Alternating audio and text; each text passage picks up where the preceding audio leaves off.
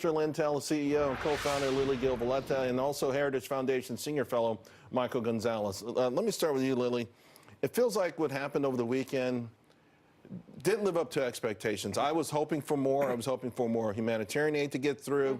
It just felt like it came up a little bit short, and so consequently, it makes it feel more depressing that the people of Venezuela are going to stay in this condition longer rather than I thought, or maybe others. Exactly. I think in the midst of tragedy, we are at least now putting on the world stage the reality of who Maduro is and what he's doing to his own people. It is undeniable now the crimes against humanity and what it means, not just for Venezuelans, but just for protecting freedom for the region and the world. So in an ironic way, the fact that he responded the way he did and that the aid, when it crossed the border, got burned down is proving the point that something has to be done.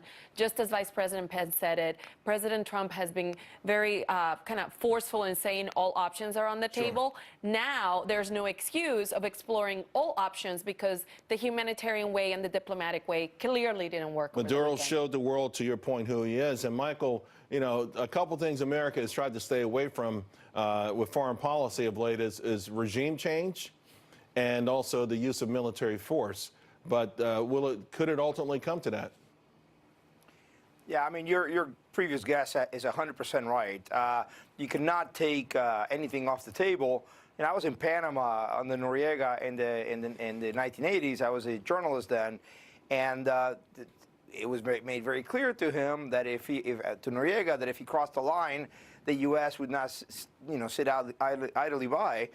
It's the same thing as we said to Maduro. He could gamble and do something really stupid against our diplomats, against Colombia, against Brazil. So you have to put the pressure on. But where's the pressure coming from, Michael? Where's the pressure coming from now? He was the one who put up these roadblocks on Brazil and Colombia.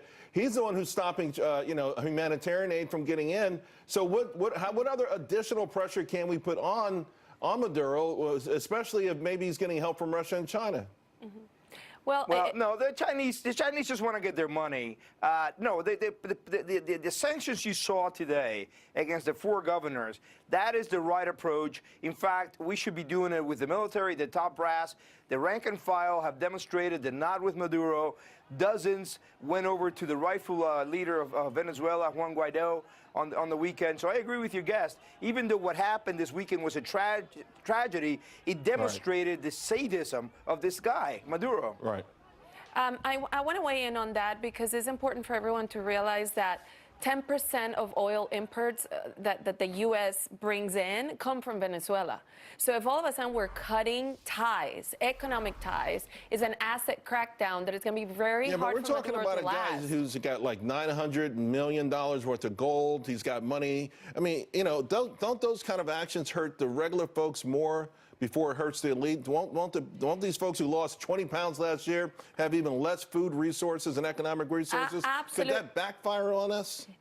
I don't think so, because at the end of the day, what the U.S. is doing is calling for all nations that care about freedom to crack down in the assets, freeze the money where it's going to hurt for Maduro to keep financing his tyranny, his crimes, and what he's doing to his own people. The money is not going to flow down to his people until there is a change in regime, which is what we're fighting for. So we have cut down that cash flow, and hopefully others will join us. Real quick, Michael, should we rethink then the timeline for change in this? It felt imminent about 2 or 3 weeks ago. Should we push it out? Should we be thinking months, weeks, years?